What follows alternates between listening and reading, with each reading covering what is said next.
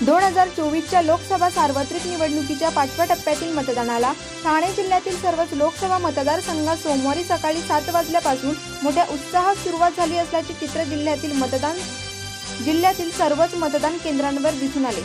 याच दरम्यान शासकीय सर्वच यंत्रणा आपली कर्तव्य बजावताना दिसत आहेत, परंतु याच वेळी ठाणे जिल्हा आरोग्य यंत्रणेचे निवडणुकीच्या कामात अमूल्य योगदान दिसून येत आहे।